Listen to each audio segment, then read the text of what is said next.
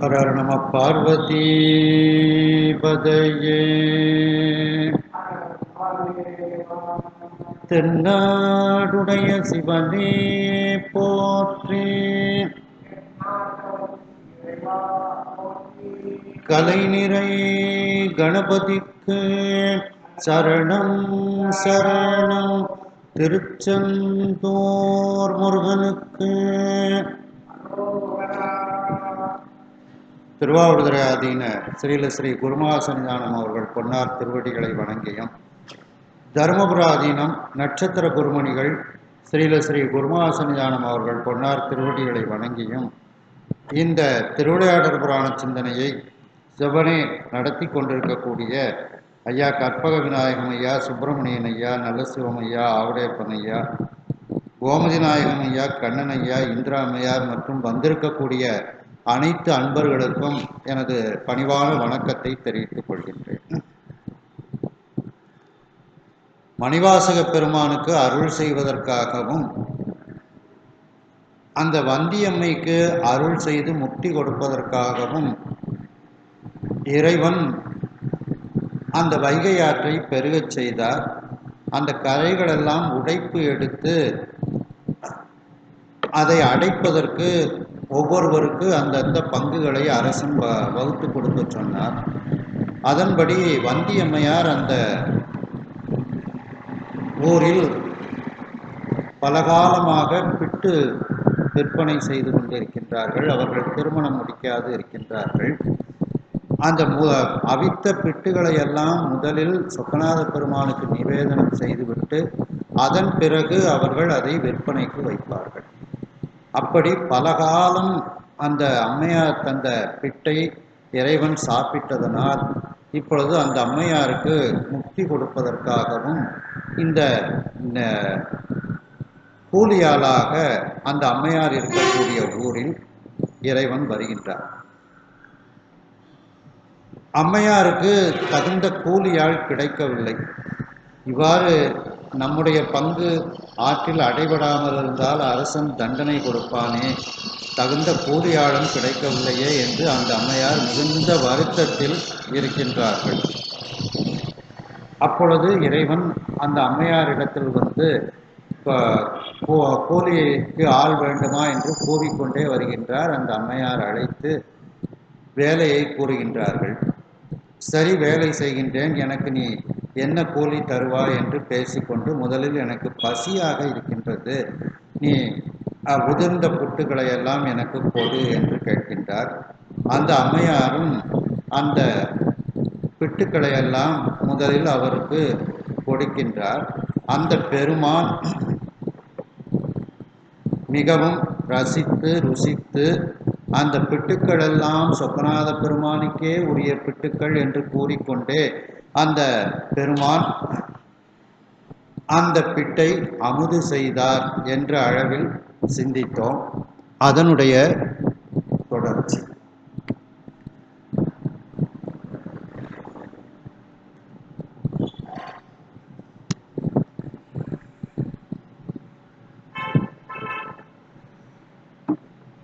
தந்தையொடு தாயின்றி தனி கூலி ஆழாக இன்றி தனி கூலி ஆழாக வந்த எனக்கு ஒரு தாயாய் அருள் சுரந்து மாறாத, வந்த எனக்கு ஒரு தாயாய் அருள் சுரந்து மாறாத இந்த இழைப்பு ஒழித்தனையே இனி வேலை தலை சென்று உள், இந்த இழைப்பு ஒழித்தனையே இனி வேலை தலை சென்று உள், சிந்தை கழிப்பு எழ வேலை செய்வேன் என்று இசைந்து எழுந்தார். சிந்தை கழிப்பு எழ வேலை செய்வேன் என்று இசைத்து எழுந்தார். சுவாமி வந்தியம்மாவை பார்த்து கூறுகின்றார்கள், தந்தையோடு தாயின்றி தனி கூலி ஆளாக. எனக்கு தாயும் தந்தையும் கிடையாது. திருவாசகத்தில் சொல்லும்போது தாயுமிலி தந்தையிலி தான் தனியன் காணேடி அப்படின்ட்டு, தந்தை தாயோடு தாயிலர் தம்மையே அப்படின்ட்டுலாம் திருமுறைகளில் சொல்லப்படும்.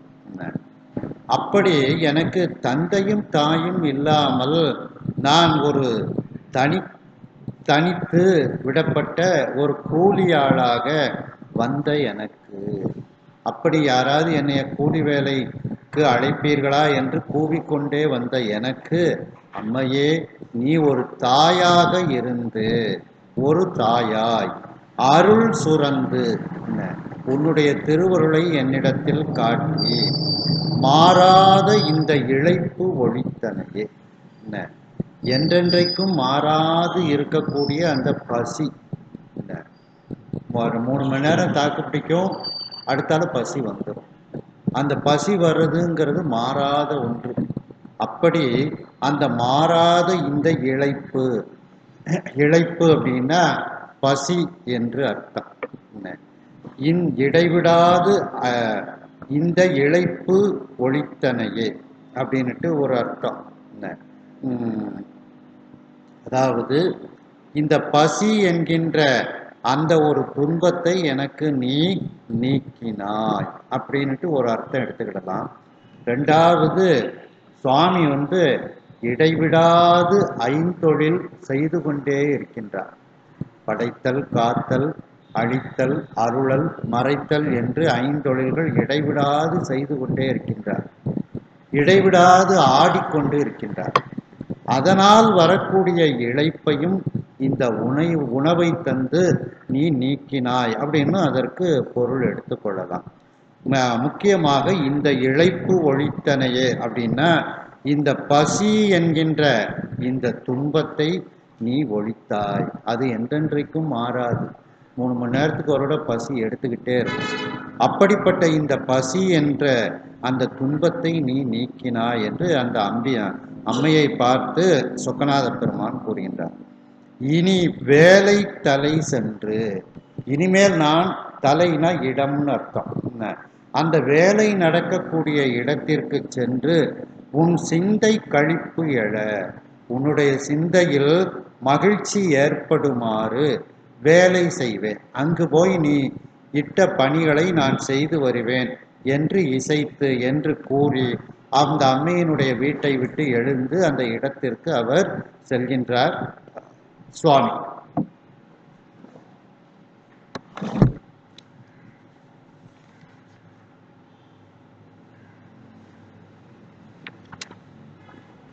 அடுத்த பாட்டு பக்கம் 710.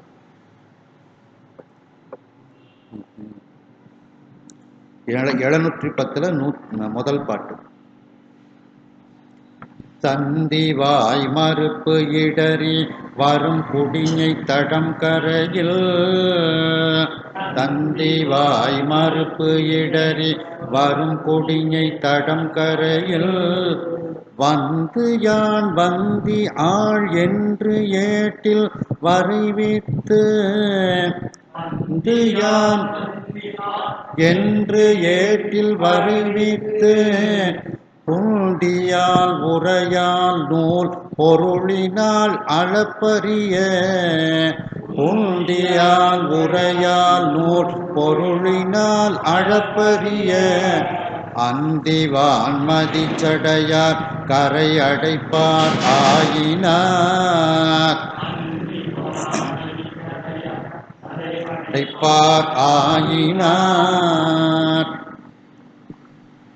இந்த வைகை ஆற்றுல சுவாமி வெள்ளத்தை கரை புரண்டு ஓடுமாறு செய்கின்றார்.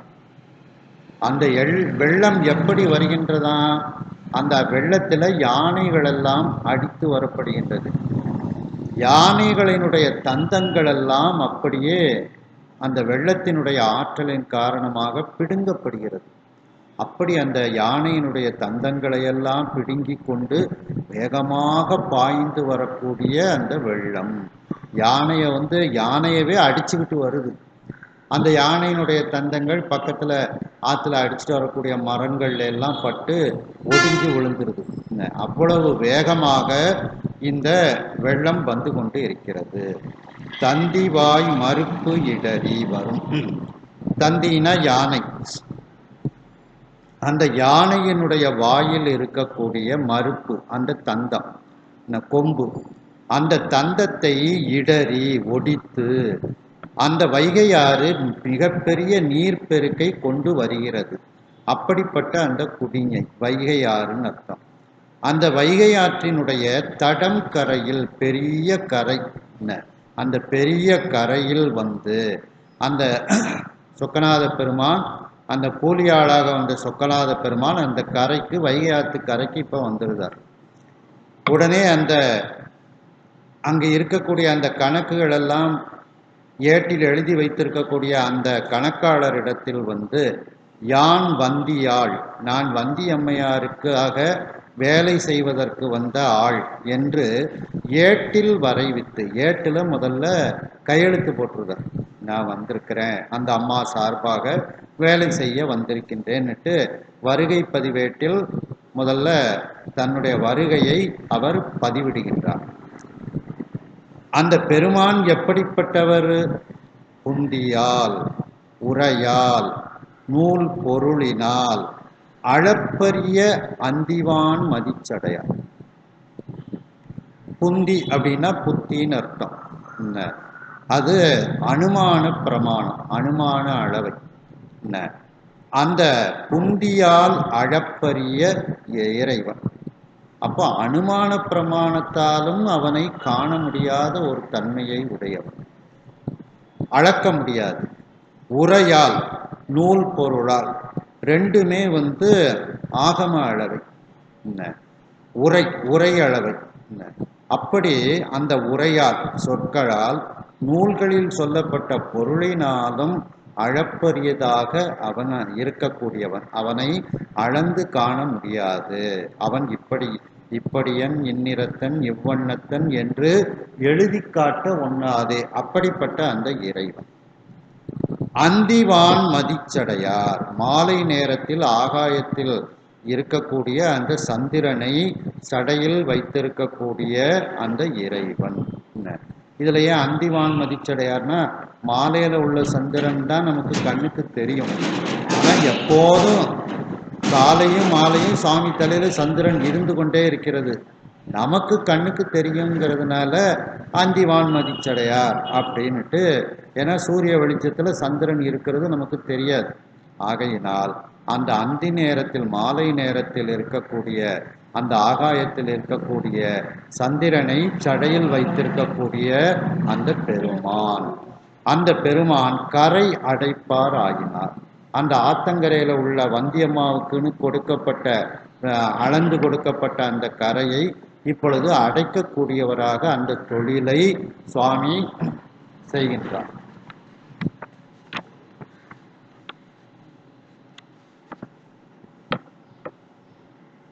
வந்தியம்மாவினிடத்தில் இறைவன் பிட்டுக்களை எல்லாம் நன்கு வாங்கி சாப்பிட்டு விட்டு அந்த அம்மாவிடத்தில் கூறுகின்றார், எனக்கு தாயும் தந்தையும் இல்லாதவனாக இருக்கின்றேன். நான் ஒரு தனி மரமாக, யாரும் துணையின்றி கூலியாளாக இங்கு வந்தேன். எனக்கு அம்மையே நீ ஒரு தாயாக இருந்து உன்னுடைய அருளை என்னிடத்தில் காட்டி எனக்கு உணவளித்து இந்த என்றென்றைக்கும் மாற்ற முடியாத அடிக்கடி துன்பம் தரக்கூடிய அந்த பசி, இந்த இழைப்பு, இந்த பசி என்கின்ற இழைப்பை பிட்டு தந்து நீ அதை நீக்கினாய். இனி மேலும் இடைவிடாது ஐந்தொழில் செய்த இறைவனுக்கு அந்த பிட்டை கொடுத்து ஒரு உற்சாகத்தை அந்த வந்தியம்மையார் கொடுத்தார் என்றும் பொருள் கொள்ளலாம். இனிமேல் நான் அந்த வேலை நடக்கக்கூடிய இடத்திற்கு சென்று உன்னுடைய சிந்தை மகிழ்ச்சி அடையுமாறு உனக்கு என்று வகுக்கப்பட்ட அந்த கரையை அடைக்கக்கூடிய அந்த வேலையை நான் செய்வேன் என்று அந்த அம்மையாரிடத்தில் கூறிக்கொண்டு அந்த இடத்தை விட்டு எழுந்து இறைவன் செல்கின்றார்.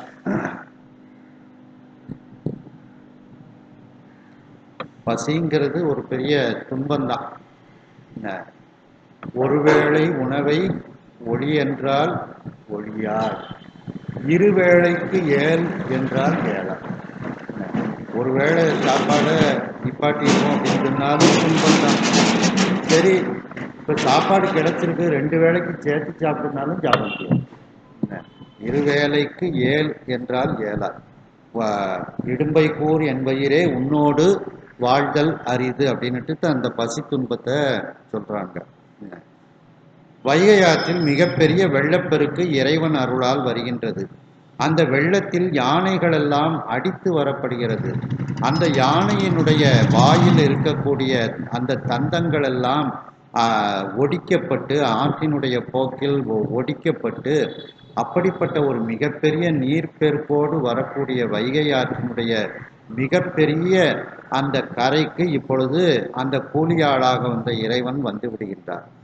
வந்தவுடன் அந்த கணக்கு எழுதக்கூடிய அந்த கணக்காளரிடத்தில் சென்று, நான் வந்தியம்மைக்காக வேலை செய்வதற்காக வந்த ஆள் என்று அங்கு வைத்திருக்கக்கூடிய ஏட்டில் தன்னுடைய வருகையை இறைவன் பதிவு செய்கின்றார். அந்த இறைவன் எப்படிப்பட்டவர்? புந்தியால், அனுமான பிரமாணத்தால் அளப்பரியவர், அவரை காண முடியாது. மேலும் உரையால் அளப்பரியவர், ஆகம பிரமாணம், நூல் பொருளினால் அதனாலும் அளப்பரியவர். அதாவது இதுவும் உரை ஆகமம்தான். அந்த ஆகம பிரமாணத்தினாலும் அவரை இறைவனை அளப்பரியவராக இருக்கக்கூடியவர். அதே நேரத்தில் இதில் காண்டல் அப்படிங்கிறத ஏன் விட்டுட்டாங்க அப்படின்னா, ஏன்னா அந்த அளவைகள் 3ஆக சொல்லப்படுகிறது. காண்டல் அளவை, கருதல் அளவை, உரை அளவை. அந்த உரை அளவை தான் ஆகம பிரமாணம் அப்படின்னுட்டு சொல்லப்படுது. அப்போ இங்கே காண்டல்ங்கிறதுக்கு ஏன் விட்டுட்டாங்கன்னா, அதை எடுத்துக்கிடவும் செய்யலாம். அதே நேரத்தில் சுவாமி ஐத்தால கூலி ஆளாக நின்றுட்டு இருக்காரு, அவரை எல்லாரும் பார்த்துட்டு இருக்காங்க. ஆகையினால் இங்கே காண்டல் அளவையை விட்டு விடுகின்றார். சுவாமி கூலியாளாக ஐத்தால காட்சி கொடுத்துட்டு இருக்காரு, இதான் சுவாமின்னு நமக்கு தெரியல, அவ்வளவுதான். ஆனா காண்டல் அளவைக்கு இலக்கணமா அவர் நிற்கின்றார். அதனால காண்டல் அளவையே சொல்லல. இந்த கருதல் அளவையும் உரை அளவையும் மட்டும் இதுல சொல்லி, அப்படியா அந்த கருதல் அளவையாலும் உரை ஆகம அளவையாலும் காண முடியாத அந்த இறைவன் அப்படின்னு சொல்றார்.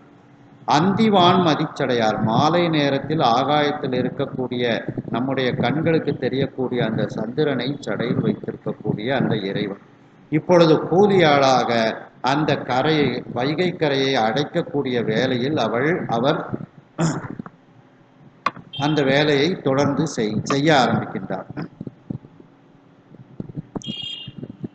வெட்டுவார் மண்ணை முடி மேல் வைப்பார் பாரம் என, வெட்டுவார் மண்ணை முடி மேல் வைப்பார் பாரம் என, கொட்டுவார் குறைத்து எடுத்து கொடுபோவார் சுமடு விழ, கொட்டுவார் குறைத்து எடுத்து கொடுபோவார் சுமடு விழ, தட்டுவார் சுமை இறக்கி எடுத்து அதனை தலைவடிய, தட்டுவார் சுமை இறக்கி எடுத்து அதனை தலைவடிய, கட்டுவார் உடன் சுமந்து கொடுபோவார் கரை சொறிவார், கட்டுவார் உடன் சுமந்து கொடுபோவார் கரை சொறிவார்.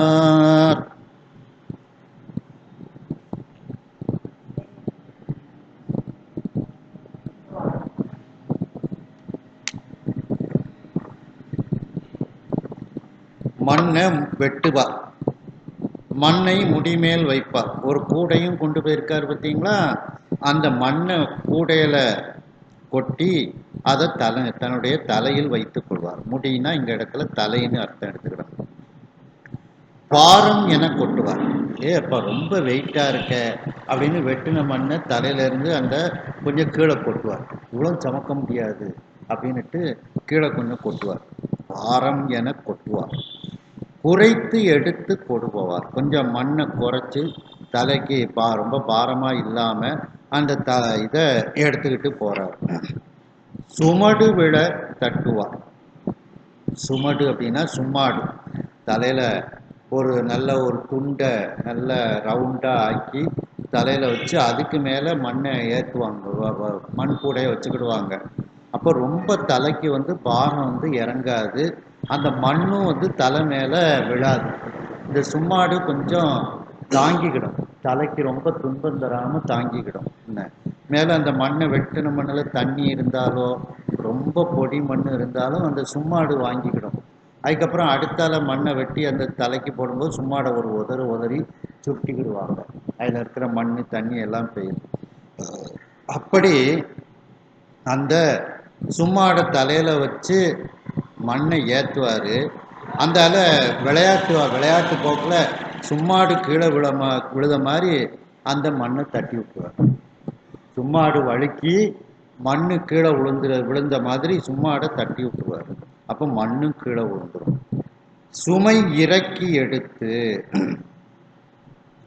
அடுத்தால அந்த சுமையை கீழே வச்சு மண்ணை எடுத்து அதனை தலைப்படிய அந்த உடனே அந்த மண் கூடை சுமையை கீழே இறக்கி வைத்து விட்டு அந்த சும்மாடை திரும்ப தலையில் நல்ல வட்ட வடிவமாக தலையில் நல்லா உட்கார்ந்துருக்கிற மாதிரி, தலைப்படியான தலையில் அழுத்தி உட்காருத மாதிரி அந்த சும்மாடை தலையில் கட்டுவார்.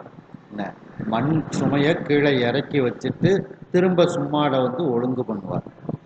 உடன் சுமந்து கொண்டு போவார். அதுக்கப்புறம் அந்த மண்ணை தலையில் வச்சு சுமந்துக்கிட்டு அவர் போவார்.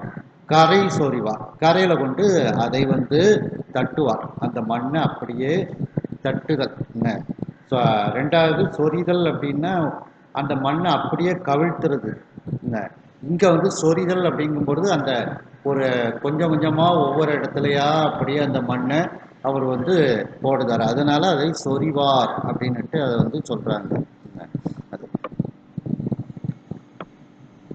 அப்போ இவ்வாறு இறைவன் அந்த வைகை கரையில் அந்த வேலையை செய்து கொண்டு அவர் வருகின்றார். இவ்வண்ணம் இவர் ஒரு கால் இருகால் மண் சுமந்து இழைத்து, இவ்வண்ணம் இவர் ஒரு கால் இருகால் மண் சுமந்து இழைத்து,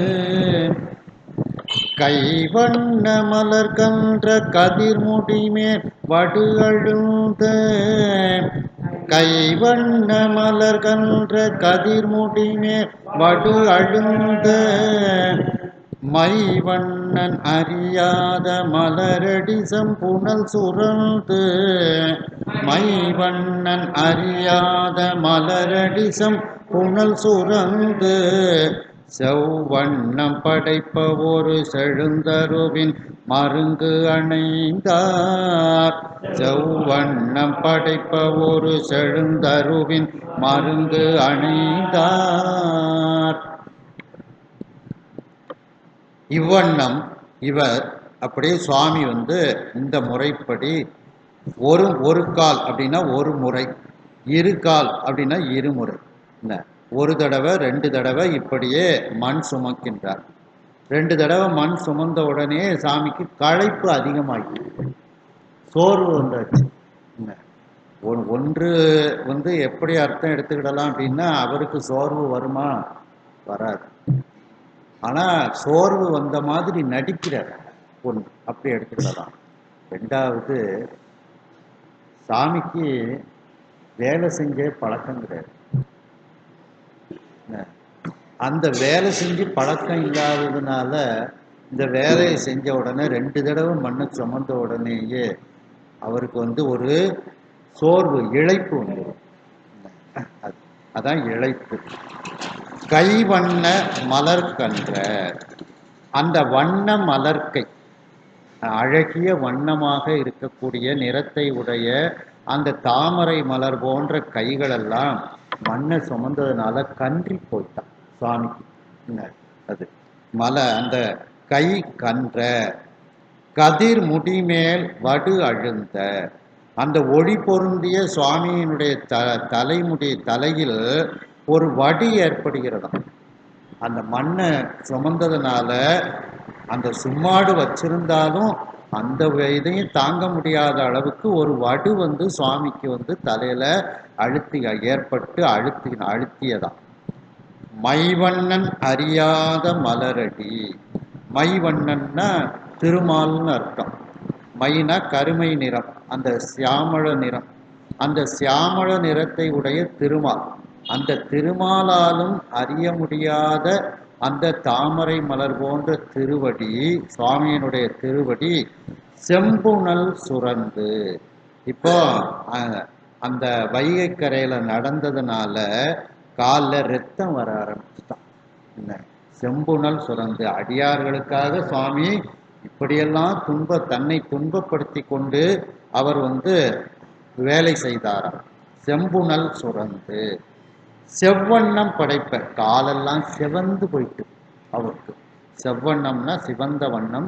காலெல்லாம் இந்த ரத்தம் வந்து அப்படியே செவ்வண்ணம் படைப்ப. இதெல்லாம் நடிப்பு. சுவாமி இப்படி நடிச்சு காமிக்கிறார். பெரிய நடிகர் சுவாமி. ஒரு செழுந்தருவின் மருங்கு அணைந்தார். அந்த ஆத்தங்கரையில உள்ள ஒரு செழுமையான மரம். ஏன்னா செழுமையான மரமா இருந்தா தான் அதுல நிழல் இருக்கும், நிறைய இலை தழைகள் இருக்கும், அதுல போய் நம்ம ஓய்வு எடுக்கலாம். ஆகையினால் அந்த ஒரு செழுமையான மரம், தருண மரம், அந்த மரத்துக்கு போய் பக்கத்துல போய் அங்க கொஞ்சம் ஓய்வெடுக்க ஆரம்பித்தார் இறைவன்.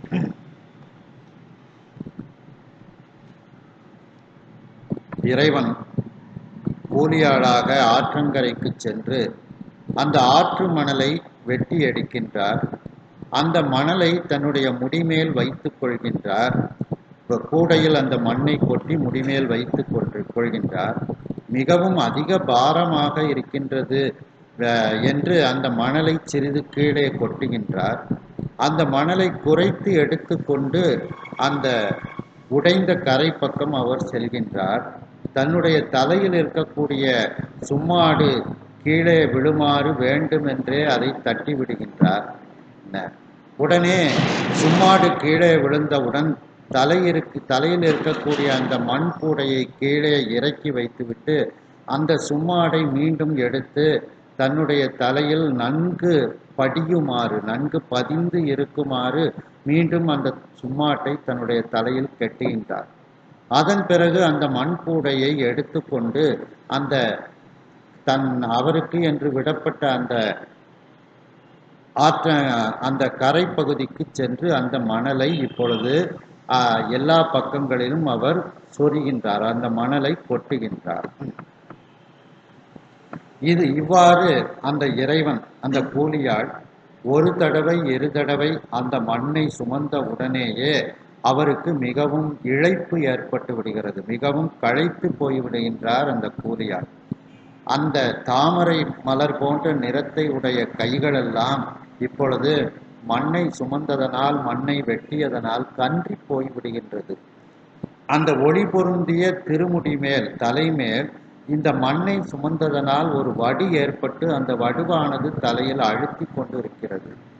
அந்த மைவண்ணன் கருமை நிறத்து திருமால், அந்த திருமாலும் காண முடியாத அந்த தாமரை போன்ற திருவடியாகிய அந்த கூலியாளினுடைய திருவடி காலிலிருந்து, அந்த திருவடியிலிருந்து சிவந்த இரத்தமானது இப்பொழுது கீழே சிந்துகிறது. அந்த திருவடி இப்பொழுது சிவந்த நிறத்தை, அந்த திருவடி சிவந்த நிறமாக ஆகுகிறது. இந்த துன்பத்தின் காரணமாக அந்த கரையில் இருக்கக்கூடிய ஒரு நல்ல செழுமையான நிறைய இலை தலைகளை உடைய ஒரு மரத்தின் பக்கத்திற்கு அந்த கூலியாளாக வந்த இறைவன் செல்கின்றார்.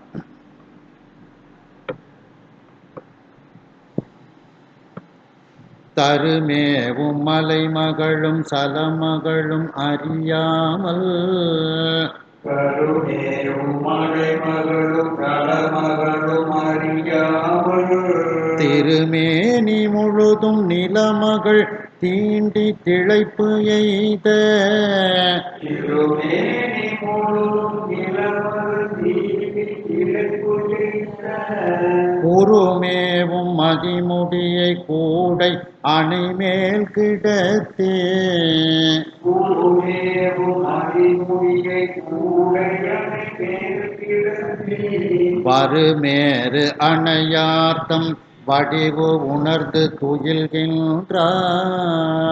வருமேறு அணையாகம் வடிவு உணர்ந்து துயில்கின்றார்.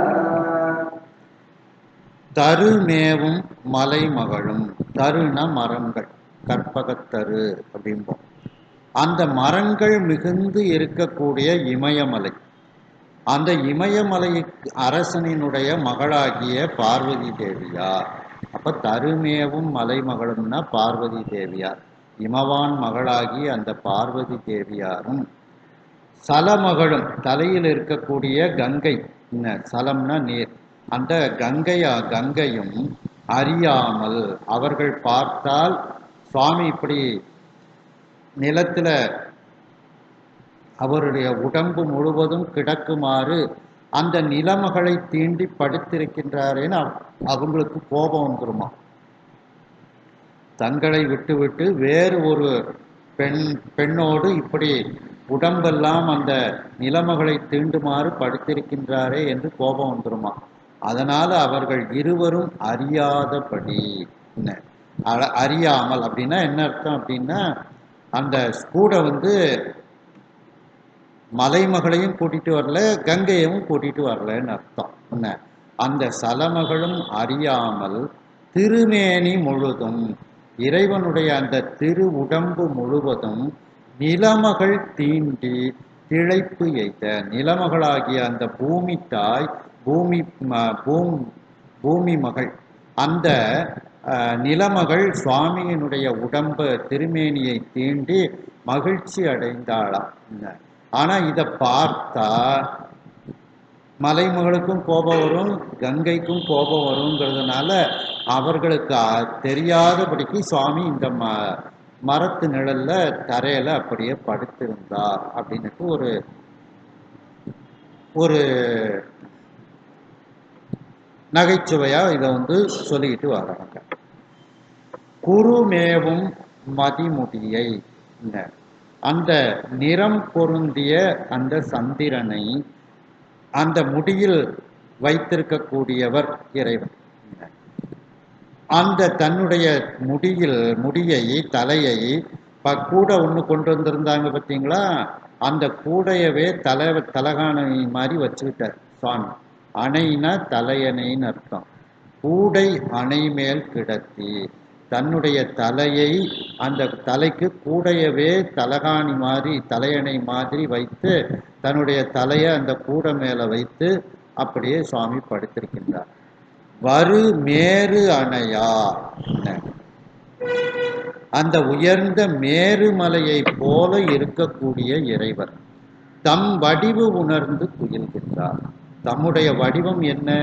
நாம இப்போ ஒரு கூலி ஆளாக வந்திருக்கின்றோம்.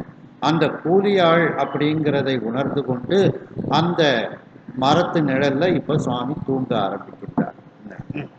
சுவாமி தூங்கல்லாம் கிடையாது, அவரு தூங்கிட்டாருன்னா எல்லாமே நின்று போயிடும்.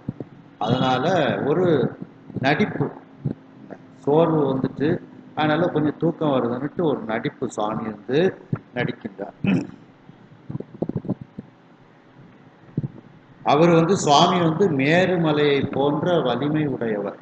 மேருமலையவே வில்லாக வளைச்சு கையில வச்சிருக்கக்கூடியவர். மேருமலையவே வில்லாக வளைச்சு கையில வச்சிருக்கக்கூடியவர். அவர் தன்னுடைய உடம்ப மேருமலை மாதிரி அந்த வைகைக்கரையில படுத்திருந்தாருன்னா வைகைக்கரை திரும்பவும் உடைஞ்சிடும். அதனால தான் எந்த உருவத்தை எடுத்து வந்தோமோ, கூலியாளாக உருவத்தை எடுத்து வந்தோம், அந்த கூலியாள் வடிவத்தை உணர்ந்து கூலியாள் மாதிரியே அந்த வைகைக்கரையில படுத்திருந்தாராம். காரைக்கால் அம்மையார் சொல்லும்போது, இப்போ கூட நான் உனக்கு ஆடுறதுக்கு ஒரு அரங்கம் செஞ்சிருக்கேன், நீ ஒரு கைய மேலே தூக்குனேன்னா விண்ணுலகம் தொடும், ஒரு காலால கீழே மிதிச்சேன்னா அதள பாதாளத்துக்கு போயிடும், நான் உனக்கு அப்படின்னா ஒரு அரங்கம் கட்டித்தர என்னால முடியாது, நான் என்ன அரங்கம் கட்டி தந்திருக்கனோ அந்த அரங்கத்துக்கு தகுந்தாப்புல மெல்ல நீ ஆடு, அரங்கத்தை உடைச்சுக்கூடாது அப்படிங்கிறாங்க. அரங்கத்தை, இந்த நடனம் ஆடக்கூடிய மேடையை நீ உடைச்சு விட்டுறாதப்பா அப்படிங்கிற மாதிரி ஒரு நகைச்சுவையா அந்த அம்மையார் சொல்லுவாங்க. அதே மாதிரி சுவாமி இங்க தன்னுடைய வடிவத்தை உணர்ந்து நம்ம ஒரு கூலியாள் அப்படின்ட்டு அதற்கு ஏற்றார் போல தோன்றினாராம். ஆனா அவர் எப்படிப்பட்டவர்? மேருமலையை போன்றவர். அந்த மேருமலையை போல தன்னுடைய உடம்பை பெருசாக்கி இந்த வைகைக்கரையில படுத்திருந்தாருன்னா வைகைக்கரை திரும்பவும் உடஞ்சி போயிடும்.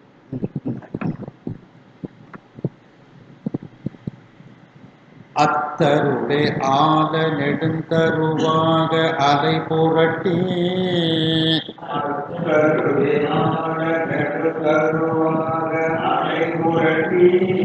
தத்தி வரும் புனல் அடைப்பார் சனகாதி முழுது உணர்ந்த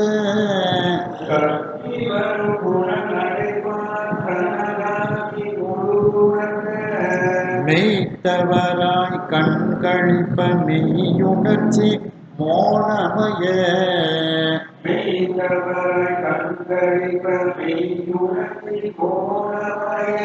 சுத்த ஒரு தெளிவிப்பார் என துயிலும் துயில் உணர்ந்தார்.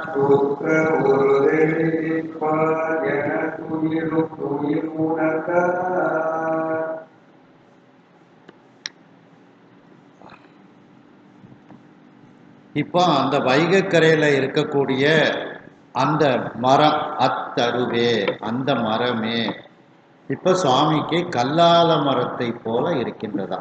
என்ன ஆல நெடுந்தருவாக, அந்த ஆலமரம் என்ன கல்லால மரம் போல மிகப்பெரிய மரமாக இருக்கின்றதா. நெடுந்தருவாக, நெடும்னா மிகப்பெரிய மரமாக இருக்கின்றதா.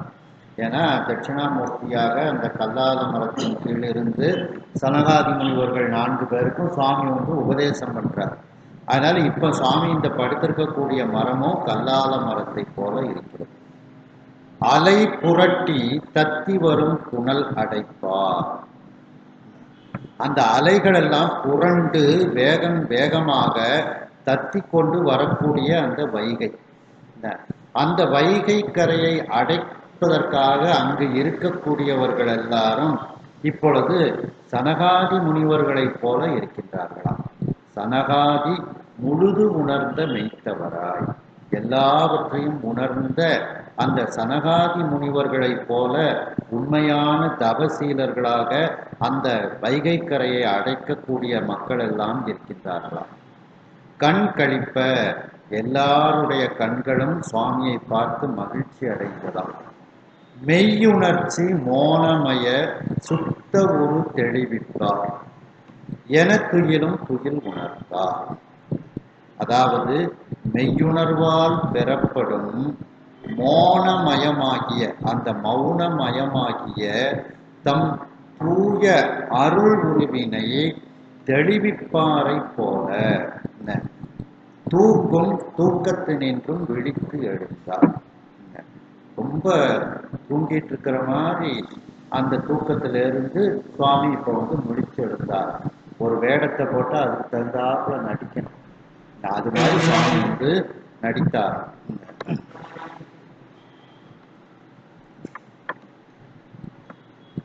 மரங்கள் மிகுந்து இருக்கக்கூடிய இமயமலை, அந்த இமயமலையினுடைய அரசனாகிய இமவானுக்கு மகளாக இருக்கக்கூடிய அந்த பார்வதி தேவியார், அந்த மலைமகளும் கங்கையும் அறியாதபடி சுவாமி தன்னுடைய கூலியாளாக வந்து தன்னுடைய திருமேனி முழுவதும் அந்த நிலத்தில் நிலமகள் தீண்டுமாறு இறைவன் தன்னுடைய உடம்பை அந்த நிலத்தில் கிடத்தி இப்பொழுது ஓய்வு எடுக்கின்றார். இந்த நிலமகள் இறைவனுடைய தீண்டுதலால் மகிழ்ச்சி அடைகின்றாள். அந்த நிறம் உடைய சந்திரனை தலையில் வைத்திருக்கக்கூடிய அந்த பெருமான் தன்னுடைய தலையை தான் கொண்டு வந்திருக்கக்கூடிய அந்த கூடையவே, மண் வெட்டி வைக்கக்கூடிய அந்த கூடையவே தனக்கு தலையணையாக அமைத்து கொண்டு அந்த கூடையின் மீது தன்னுடைய தலையை கிடத்தி இப்பொழுது மேருமலையை போன்று இருக்கக்கூடிய அந்த மிகப்பெரிய சிவபெருமான் தன்னுடைய வடிவம் இப்பொழுது கூலியாள் என்கின்ற அமைப்பில் தன்னுடைய வடிவத்தினுடைய தன்மையை உணர்ந்து கொண்டு கூலியாளாக அவர் இப்பொழுது அந்த வைகை கரையில் அந்த மரநிழலில் தூங்குகின்றார். அவர் மேருமலையைப் போல தன்னுடைய உருவத்தை எடுத்துக்கொண்டு அந்த வைகை கரையில் தூங்கினார் என்றால் வைகை கரையே உடைந்துவிடும், மீண்டும் துன்பம்தான். ஆகையினால் தன்னுடைய வடிவத்துக்கு ஏற்றாற் போல அவர் இப்பொழுது அந்த வைகை கரையில் அந்த மரநிழலில் தூங்குகின்றார். இப்பொழுது அந்த மரமே கல்லால மரத்தை போல மிகப்பெரிய மரமாக இருக்கின்றது. அலைகள் புரண்டு தத்தி வரக்கூடிய மிகப்பெரிய நீர்ப்பெருக்கை எடுத்து வரக்கூடிய அந்த வைகை ஆற்றினுடைய கரையை அடைப்பதற்காக அங்கு நிற்பவர்களெல்லாம் முழுவதையும் உணர்ந்த எல்லாவற்றையும் உணர்ந்த சனகாதி முனிவர்களைப் போல உண்மையான தவத்தை உடையவர்களைப் போல அவர்களெல்லாம் இருக்கின்றார்கள். அவர்கள் கண்ணால் இந்த பெருமானை கண்டு களிப்பு அடைகின்றார்கள். மெய்யுணர்வால் பெறப்படும் மோனமயமாகிய தம் தூய அருள் உருவினை தெளிவிப்பாரை போல தூங்கும் தூக்கத்தினின்றும் இப்பொழுது சுவாமி விழித்து எழுந்தார். ஆடுவார் சாமம் என தித்திக்கும் அமுத இசை, ஆடுவார் சாமம் என தித்திக்கும் அமுத இசை, பாடுவார் நகை செய்வார் தொழில் செய்வார் பராக்கு அடைய, பாடுவார் நகை செய்வார் தொழில் செய்வார் பராக்கு அடைய, ஓடுவார் மணல் குவிப்பார் குதிப்பார் தூழட அடி பாய்ந்து, ஓடுவார் மணல் குவிப்பார் குதிப்பார் தூயல் அடி பாய்ந்து, அது தூழ்கெழ அடி பாய்ந்து, ஓடுவார் உடன் மீழ்வார் உண்மத்தார் என இருப்பார், ஓடுவார் உடன் மீழ்வார் உண்மத்தார் என இருப்பார். இப்போ கரையில சாமி அந்த வைகை கரையில இருந்துட்டு ஆடுதார். சாமம் என தித்திக்கும் இசை அமுத இசை பாடுவார். சாமவேதத்தை போல இனிமையை தரக்கூடிய அந்த அமுதம் போன்ற இசையை இப்பொழுது எல்லார் முன்னிலையிலும் அவர் பாடுகின்றார். நகை செய்வார், எல்லாரையும் பார்த்து சிரிக்கின்றார் அப்படின்னுட்டு எடுத்துக்கிடலாம். எல்லாரும் சிரிக்குமாறு செய்வார் அப்படின்னுட்டும் நகைச்சுவையை ஏற்படுத்துகின்றார் அப்படின்ட்டு நகைச்சுவை நடிகர்னு சொல்றோம் பார்த்தீங்களா, அதே மாதிரி நகை செய்வார் அப்படிங்கிறதுக்கு ரெண்டு அர்த்தம் எடுத்துக்கிடலாம். எல்லாரையும் பார்த்து சிரிக்கிறாரு, எல்லாருக்கும் சிரிப்பு வருமாறு அவர் அந்த வேடிக்கை செயல்களை செய்கின்றார். தொழில் செய்வார், அங்கு தொழில் செய்யக்கூடிய மண்வெட்டி அந்த கரையை அடைக்கக்கூடிய தொழிலை செய்யக்கூடியவர்கள் பராக்கு அடைய போடுவார். அவர்கள் இவரை வேடிக்கை பார்க்குமாறு, பராக்கு நம்ம பேச்சு வழக்கில் கூட சொல்லுவோம். ஒரு வேலையை செஞ்சுட்டு இருக்கும்போது ஒருத்தன் அங்கங்க அந்த வேலையில ஒரு சின்சியாரிட்டி இல்லைன்னா உடனே பராக்கு பார்த்துட்டு இருக்காரு, வேலையை செய்ய அப்படின்னு சொல்லி அந்த பராக்கு தான். பராக்குன்னா வேடிக்கை பார்த்தல் அப்படின்னு அர்த்தம். அந்த மண்ணை வெட்டிட்டு இருக்கக்கூடியவங்கள்லாம் இவரை பார்த்து வேடிக்கை பார்க்குமாறு அந்த உடலை ரொம்ப வளைத்து நெளித்து அவர் உடலை குனித்து நடனம் ஆடுகின்றார். எப்பா என்னமா நடனம் ஆடுதாருன்னு எல்லாரும் அந்த வேலையை விட்டுட்டு சாமியை வேடிக்கை பார்க்க ஆரம்பிச்சிருக்காங்க, பராக்கு பார்க்க ஆரம்பிச்சிருக்காங்க. மணல் குவிப்பார், உடனே அங்க இருக்கக்கூடிய மணலை எல்லாம் அப்படியே குவிக்கிறார். அந்த மணல்ல குதிக்கிறார், குவிச்ச மணல்ல குதிப்பார். தூள்கள அடி பாய்ந்து ஓடுவார். புழுதி மேலே எழுமாறு, தூள்னா புழுதி, எழனா மேலே எழுமாறு, புழுதி மேலே எழுமாறு கால்களால் பாய்ந்து ஓடுவார். அடி பாய்ந்துன்னா கால்களால் பாய்ந்து கொஞ்ச தூரத்துக்கு அப்படியே ஓடுதார். ஓடின இடத்துல இருந்து திரும்ப அவருக்குரிய இடத்துக்கு உடன் மீழ்வார். அங்கேருந்து திரும்ப ஓடியே வாரார். உண்மத்தர் என இருப்பார். உண்மத்தர்னா பைத்தியம், பித்தர் அப்படின்ட்டு அர்த்தம். அப்போ பித்து ஏறியவரை போல, பைத்தியத்தை போல சுவாமி இப்பொழுது அங்க எல்லாருக்கும் வேடிக்கை காட்டிக்கிட்டு சுவாமி வந்து இருக்கிறார். இவ அங்க வேலை செய்யக்கூடியவங்களும் இவரை வேடிக்கை பார்க்க ஆரம்பிச்சிடுறாங்க.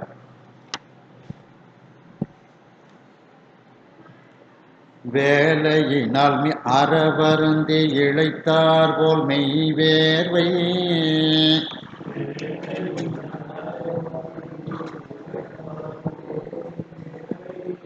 வேலையினால் அறவருந்தி இழைத்தார் போல் மெய் வேர்வை வேலையினால் அறவருந்தி இழைத்தார் போல் நெய்வேர்வை காலமிசை மூச்சு எறிந்து வாய் ஒலியால் காற்றை அழைத்து காலமிசை மூச்செறிந்து வாய்மொழியால் காற்றை அழைத்து சாலனிடம் பசியினர் போல் தளர்ந்து அடியாள் இடும் பெற்றினான் காலனிடும் பசியினோர் தலகடியால் இடுகின்றன மேல் அடைந்த விருப்பினராய் மீண்டும் அவள்வாள் அணைவார் மேலடைந்த விருப்பினராய் மீண்டும் அவள்வார் அடைவார் வேலையினால் அறவருந்தி இழைத்தார் போல் ரொம்ப வேலை செஞ்சுட்டார் சாமி. நிறைய வேலை செய்ததின் காரணமாக மிகவும் உடல் வருந்தி இழைத்து அந்த மேல் மூச்சு கீழ் மூச்சு வாங்குற மாதிரி இழைத்தார் போல அவர் உடலில் வியர்வை வருகின்றது. மெய் வேர்வை அப்படின்னா மெய்னா உடலில் வியர்வை சிந்துமாறு என்ன வேர்வை காலன்னா வெளிப்பட அப்படின்னு அர்த்தம். என்ன அப்போ வேர்வை வந்து உடம்புல வெளிப்படுத அளவுக்கு வேர்வை சிந்துமாறு வேலை செஞ்சவரை போல இப்பொழுது சுவாமி இழைத்து போய் அவர் இருக்கின்றார். என்ன அதான் போலங்கிறதுனால நடிப்பு பூரா சுவாமி வந்து அந்த கொண்ட வேடத்திற்கு ஏற்றாற் போல ஒரு அருமையான நடிப்பு நடிச்சுக்கிட்டே இருக்கிறார். மிசை மூச்சு எரிந்து, மிசை மூச்சுன்னா பெருமூச்சுன்னு அர்த்தம். மிசைனா இந்த இடத்துல பெரிய அப்படின்னு அர்த்தம். என்ன அப்போ பெருமூச்சு விட்டு கொண்டு மிசை மூச்சு எறிந்து பெருமூச்சு விட்டு கொண்டு வாய் ஒலியால் காற்றை அழைத்து வாயினால காற்றை அப்படியே தன் பக்கத்தில் அழைத்து கொண்டு அப்படின்னா இப்போ சில பேர் பார்த்தீங்கன்னா ரொம்ப கோடை ரொம்ப சோர்வு அடைஞ்ச உடனே வெப்பமும் தாங்காது, உடனே வாயினால காற்றை ஊதி மேலே அப்படியே அதை இது பண்ணுவாங்க. அப்படி வாய் ஒலியால் காற்றை அழைத்து சால நெடும் பசியினர் போல் ரொம்ப மிகப்பெரிய பசி இப்ப ஏற்பட்டவரை போல தளர்ந்து, பசியினால தளர்ச்சி ஏற்படும், அப்படி தளர்ந்து அடியாள் இடும் பிட்டின், அடியாள்னா வந்தியம்மையார், தனக்கு அடிமையாக இருக்கக்கூடிய அந்த வந்தியம்மையார், அந்த வந்தியம்மையார் தந்த பிட்டின் மேல் சுவாமிக்கு ரொம்ப விருப்பம் ஏற்பட்டு விடுகிறது. அடைந்த விருப்பினராய் அந்த அம்மா தந்த பிட்டின் மீது இன்னமும் சுவாமிக்கு ரொம்ப விருப்பம் ஏற்பட்டு விடுகிறது. சரி கொஞ்சம் பிட்டு சாப்பிட்டுட்டு வருவோம் என்று மீண்டும் அவள் பால் அணைவார். அந்த அம்மா இருக்கக்கூடிய வீட்டுக்கு சாமி மீண்டும் அந்த வீட்டுக்கு செல்ல ஆரம்பித்து விட்டார். ஏன் அப்படின்னா இந்த அம்மா வந்து வெட்டுக்கடை என்னைக்கு போட்டாங்களோ போட்ட நாள்லேருந்து இன்னைக்கு அவங்களுக்கு ஒரு 100 வயசுன்னு வச்சுக்கிடுங்களேன், ஒரு 80 வயசுன்னு வச்சுக்கிடுங்க, இன்னைக்கு வரைக்கும் அவிச்ச பிட்டு முதல்ல சொக்கநாதருக்கு தான் நிவேத்தியம், சுவாமிக்கு நிவேத்தியம் பண்ணின பிட்டு தான் அடுத்தால விற்பனைக்கு வரும். அப்படி எத்தனை வருஷ காலம் அந்த அம்மாட்ட இருந்து பிட்டை வாங்கி வாங்கி சாப்பிட்டுருக்காரு சாமி. அப்போ அதுக்கு இப்போ அருள் செய்யணும்ல, அதனால டெய்லி பிட்டு சாப்பிட்டுட்டு இருந்தா அது ஒரு பழக்கமாகவும் ஆகும். என்ன அடிக்ட் அப்படிம்பாங்க, அதுக்கு அடிமை ஆயிட்டாங்க அப்படின்னு அர்த்தம். என்ன அப்போ இப்போ சாமியும் அந்த அம்மா தந்த பிட்டுக்கு அடிமை ஆயிட்டார், அடிக்ட் ஆயிட்டார். டெய்லி பிட்டு சாப்பிட்டு சாப்பிட்டு பழகி போச்சு. ஒரு நாள் சாப்பிடறதுனாலும் சாமிக்கு அந்த பிட்டு தேடுது, அந்த அன்பு. அதனால சுவாமி அந்த அம்மா தந்த பிட்டின் மேல் அடைந்த விருப்பினராய் பல காலம் டெய்லி சாப்பிட்டு அந்த பிட்டு மேல ஒரு விருப்பம் ஏற்பட்டு விடுகிறது. அதனால போய் கொஞ்சம் புட்டு சாப்பிட்டு வருவோம் அப்படின்னுட்டு சுவாமி அந்த இடத்துல இருந்து அந்த அம்மா இருக்கக்கூடிய வீட்டிற்கு அந்த சுவாமி சென்றார்.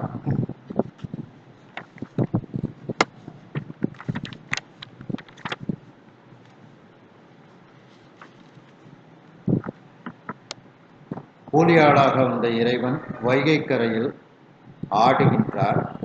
சாமவேதத்தை போல தித்திப்பாக இனிமையாக இருக்கக்கூடிய அமுதம் போன்ற அந்த இசையை இப்பொழுது சுவாமி பாடுகின்றார், சிரிக்கின்றார், மற்றவர்களுக்கு சிரிப்பு உண்டாக்குகின்றார். அங்கு மண்வெட்டி கரையை அடைக்கக்கூடிய தொழிலை செய்யக்கூடியவர்களுக்கு சுவாமி பராக்கு காட்டிக்கொண்டு அவர்கள் தன்னை வேடிக்கை பார்க்குமாறு பலவிதமான அந்த ஒரு வேடிக்கைகளை எல்லாம் காட்டிக்கொண்டு தன்னுடைய உடம்பை மிகவும் அழகாக வளைத்து நடனமாடி காண்பிக்கின்றார். அவருடைய அந்த நடனத்தை பார்த்து எல்லா மக்களும், அந்த வேலைக்கு வந்த மக்கள் எல்லாம் வேடிக்கை பார்த்து கொண்டு பராக்கு பார்த்து கொண்டு தங்களுடைய வேலையை மறந்து இருக்கின்றார்கள். தான் நிற்கக்கூடிய இடத்தில் மணலை குவிக்கின்றார். அந்த குவித்த மணலில் ஏறி குதிக்கின்றார். அந்த புழுதி எழுமாறு வேகமாக பாய்ந்து ஓடுகின்றார். சிறிது தூரத்திற்கு ஓடிய இடத்திலிருந்து மீண்டும் தான் இருந்த இடத்திற்கு உடனே மீண்டும் ஓடி வருகின்றார். ஒரு பைத்தியத்தை போல, ஒரு பித்து ஏறியவரை போல இறைவன் இவ்வாறு எல்லோருக்கும் வேடிக்கையை காட்டுகின்றார். அதன் பிறகு வேலை மிகுதியாக செய்து, அற அப்படின்னா மிகவும் அர்த்தம் என்ன, வேலை மிகவும் அதிகமாக செய்ததனால் உடல் வருத்தம் ஏற்பட்டு உடம்பில் இழைப்பு ஏற்பட்டதை போல அவருடைய உடம்பில் வியர்வையானது வெளிப்படுகின்றது. அவர் பெருமூச்சு விட்டு கொண்டு வாய் ஒலியால் காற்றை அழைத்து கொண்டு அவர் மிகவும் அதிகமான பசி ஏற்பட்டவரை போல அவர் தளர்ச்சி அடைகின்றார். ரொம்ப பசி வந்தால் உடம்பு தளர்ச்சி அடையும். அதுபோல தளர்ச்சி அடைந்து அவர் தந்த அடியாளாகிய அந்த வந்தியம்மையார் பலகாலம் அவருக்கு தந்த அந்த பிட்டின் மேல் அவருக்கு மிகுந்த விருப்பம் ஏற்பட்டு இருக்கின்றது. ஏனென்றால் ஒரு கணக்கிற்கு கூறுகின்றேன், ஒரு 80 வருட காலம் தினந்தோறும் பிட்டு சாப்பிட்டு அந்த பிட்டுக்கு அடிமையாயிட்டார்.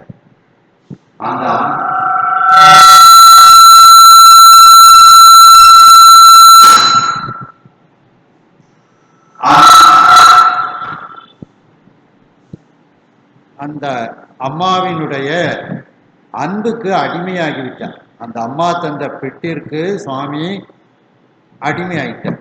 அந்த பிட்டை மீண்டும் சாப்பிட வேண்டும் என்ற ஒரு பெரு விருப்பத்தோடு மீண்டும் அந்த அம்மையார் இருக்கக்கூடிய வீட்டிற்கு இப்பொழுது இறைவன் சென்று சேர்கின்றார். இடும்பை நோய் வெள்ளம் நீந்தி இன்ப நீர் வெள்ளத்து ஆழ்ந்த, இடும்பை நோய் வெள்ளம் நீந்தி இன்ப நீர் வெள்ளத்து ஆழ்ந்த, கொடும்புறம் முதியாள் முன்போய் கூறுவார் கோளுக்கு ஏற, கொடுபுறம் முதியால் முன்போய் கூறுவார் கோளுக்கு ஏற, இடும்படு கரைகள் எல்லாம் அடைபடுகின்ற இன்னும், இடுபடு கரைகள் எல்லாம் அடைபடுகின்ற இன்னும், கடும்பசி உடையேன் அன்னே விட்டு இடு கடிதி நின்றார், கடுபதி உடையே அன்னே விட்டு இடு கடிதி என்றார். திருவாசகத்தில் மணிவாசக பெருமான் வரும்போது விட்டு நேர்பட மண் சுமந்த பெருந்துரை பித்தனே அப்படிங்கிறார். அப்போ வெறுமன பிட்டுக்காக மனுஷன் வந்தேன்னுட்டு சொல்ல வேண்டியது. ஏன் அது என்ன நேர்பட சரிசமமா ஆக்கணும். அந்த அம்மா தந்த பிட்டை சரிசமமா ஆக்கணும். ஒரு நாள் பிட்டு தந்தாங்கன்னா இந்த ஒரு 100 ரூபா வச்சுக்கோன்னு கணக்கை முடிச்சிடலாம். அந்த அம்மா கணக்கை இப்போ முடிக்கணும். அதான் நேர்பட அப்படின்னா கணக்கை முடிக்கிறதுன்னு அர்த்தம். கணக்கு முடிக்கிறதுன்னு அர்த்தம் முக்தி தருவது தான் கடைசி கணக்கு முடிக்கிறது. அந்த அம்மாவுக்கு முக்தி தரணும். அந்த கணக்கை முடிக்கிறதுக்காண்டி தான் இப்போ சாமி வர ஒரு நாள் பிட்டுக்கு ஒரு 100 ரூபாய் கையில் வச்சிடலாம். 80 வருஷம் எவ்வளவு பிட்டு விற்றுருப்பாங்க. அந்த பிட்டுக்கு எந்த கணக்கை கொண்டு முடிக்க முடியும்? அவங்க அன்புக்கு எந்த கணக்கை கொண்டு முடிக்க முடியும்? அதனால தான் சுவாமி அந்த பிட்டு பலகாலம் சாப்பிட்டு பிட்டுக்கு அடிமையாக காலையில 6 மணிக்கெல்லாம் அந்த அம்மா பிட்டு நமக்கு நைவேத்தியம் பண்ணிடுவாங்க அப்படின்ட்டு உறுதியா இருப்பாங்க. சாமி 6 மணிக்கு நமக்கு பிட்டு கிடைச்சிரும் அப்படின்ட்டு 6 மணியோடையா பிட்டு கடை முடியுத வரைக்கும் அன்னைக்கு நமக்கு பிட்டு கிடைச்சிக்கிட்டே இருக்கும். அதனாலதான் மணிவாசகர் சொல்லும்போது மணிவாசகர் பெருமா பிட்டு நேர்பட மண் சுமந்த பெருந்துரை அப்படின்னு அந்த அன்பு சரிசமமா ஆக்கி அந்த அம்மாவுக்கு முக்தி கொடுக்கறதுக்காண்டி சாமி வந்திருக்கிறார். அப்பதான் கணக்கு சரியாகும். இல்லைன்னா கணக்கு சரியாகும்.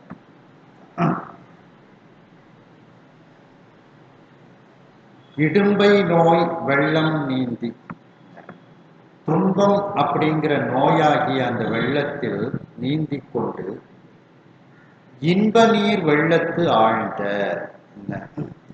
இப்பொழுது இன்பம்ங்கிற நீர் வெள்ளத்தில் ஆழ்ந்து இருக்கின்றார். யாரு? அந்த அம்மா. முதல்ல என்ன துன்பம் இருந்துச்சு அந்த அம்மாவுக்கு? இடும்பைனா துன்பம். இடும்பை கூர் என்பயிரே உன்னோடு வாழ்தல். அது மாதிரி இடும்பைனா துன்பம். முதல்ல வெள்ளம் பெருக்கெடுத்துட்டு நமக்கு கூலியாள் கிடைக்கல அப்படின்னுட்டு அந்த வெள்ளத்தில் நீந்தி கொண்டிருந்தார். கூலியாள் கிடைக்கலையே, சாமி தான் ஒருத்தரையும் வரவிடாம பண்ணிட்டாருல, அவர் தான் போகணும் கூலியாளா அப்படின்னு. அப்படி துன்பங்கிற நோய் வெள்ளத்தில் நீந்தி கொண்டு இருந்த அந்த அம்மையார் இப்பொழுது தனக்கு ஒரு கூலியாள் கிடைச்சிட்டாங்க, அவங்க கரையை அடைக்க போயிட்டாங்க அப்படின்னுட்டு இன்ப நீர் வெள்ளத்திலும் அந்த அம்மையார் ஆழ்ந்தாங்களாம். முதல்ல துன்ப வெள்ளத்தில் ஆழ்ந்தவர்கள் இப்பொழுது இன்ப வெள்ளத்தில் ஆழ்ந்து இருக்கின்றார்கள். நம்ம பங்கு அடைபட்டும் ராஜாக்கிருந்து தண்டனை கிடைக்காது அப்படின்ட்டு. அப்படி இருந்த அந்த கொடும்புறம் முதியாள், அந்த கொடும்புறம்னா புறம்னா உடன் முதுகு, அந்த முதுகு பூணல் விழுந்து பூண் விழுந்த அந்த அம்மையார், பூணல் உடம்பை உடைய அந்த முதியாள்னா வந்தி அம்மையார் அப்படின்னு அர்த்தம். இதுல முதல் வரைக்கும் இன்னும் சிறப்பாக நம்ம அர்த்தம் பார்த்தோம்னா இடும்பை அப்படின்னா இடும்பை நோய்னா பிறவி துன்பம்னு எடுத்துக்கிறது. பிறவியாகிய துன்ப வெள்ளத்தில் நீந்தி கொண்டு இருந்த அந்த அம்மையார் இப்பொழுது இறைவனுடைய இன்ப வெள்ளத்தில் அவர்கள் ஆழப்போகின்றார்கள். இன்ப வெள்ளத்தில் மூழ்கப் போகின்றார்கள் அந்த அம்மையார். அந்த அம்மையாருக்கு முக்தி பேரு கிடைக்கப் போகின்றது. ஆகையினால் அந்த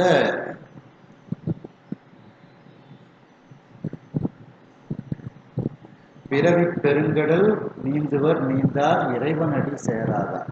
அப்படி அந்த துன்பமாகிய அந்த வெள்ளத்தில், பிறவி துன்பமாகிய வெள்ளத்தில் நீண்டு கொண்டு இருந்த அந்த வந்தி அம்மையார் இனிமேல் அந்த இறைவனுடைய இன்ப நீர் வெள்ளத்தில் அவர்கள் மூழ்க இருக்கின்றார்கள்.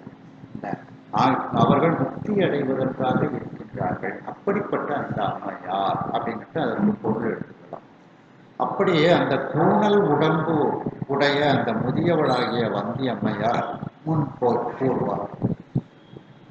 அந்த அம்மையார் முன்னிடையில் போய் சுவாமி சொல்ல ஆரம்பிக்கின்றார். கோலுக்கு ஏற இடும் படுகரைகளெல்லாம் அடைபடுகின்றன. அளந்து விட்ட அந்த கோலுக்கு ஏற்ப அம்மா உன் பங்குக்கு எவ்வளவு இடத்தை அடைக்கணும்னு அளந்து விட்டுருக்காங்க. அந்த அளவுக்கு ஏற்றாற் போல அந்த கரையில் இருக்கக்கூடிய அந்த கரைகள் எல்லாம் இப்பொழுது அடைபட்டு கொண்டு இருக்கின்றது. அப்படின்னா கொஞ்சம் வேலையை செஞ்சிருக்கேன் அப்படின்னு சொல்லி அதற்கு பொருள்.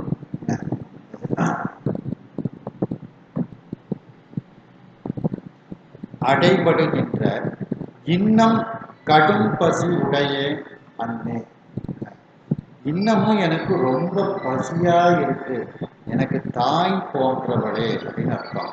அன்னைன்னா என்ன அர்த்தம்? தாய்ன்னு அர்த்தம். இந்த அன்னை அப்படிங்கிறது தான் அன்னே அப்படின்னு. பிட்டு இடு கடிதின் என்றார். எனக்கு நீ இப்போ விரைவாக பிட்டை கொடு அப்படின்னு சுவாமி சொல்றாரு. ஏன்னா அந்த அளவுக்கு எனக்கு பசி இருக்கு, தாங்க முடியாது, அதனால வேகமா எனக்கு பிட்டை கொடு அப்படின்னு. அது அப்படின்னா என்ன அர்த்தம் அப்படின்னா, கொஞ்சம் விற்பனைக்கு கொஞ்சம் நல்ல அந்த புட்டு உதிராம இருக்கிற புட்டு விற்பனைக்கு போகும். கொஞ்சம் உதிர்ந்த புட்டெல்லாம் தான் சாமிக்கு நிறைய கொடுப்பாங்க தருவாங்க. இப்போ அதை தேடி பிடிச்சிட்டு இருக்கோம். இந்த உதிராத புட்டெல்லாம் கொஞ்சம் தனியாக வச்சுட்டு புட்டெல்லாம் உதிர்ந்த புட்டெல்லாம் சேர்த்து கொடுக்கணும். அப்படி கொடுக்காதுன்னு அர்த்தம். வேகமாக கொடு அப்படின்னா உதிர்ந்த புட்டானாலும் சரி உதிராத புட்டானாலும் சரி எனக்கு வேகமாக கொடு, எனக்கு அந்த அளவுக்கு பசி இருக்கு. கடிதின் அப்படின்னா விரைவாக அப்படின்னு அர்த்தம். சீக்கிரமா கொடுமா அப்படின்ட்டு சுவாமி சொல்றாரு. ஏன்னா உதிராத புட்டு தான் சேல்ஸுக்கு எல்லாருமே வாங்கிக்குவாங்க.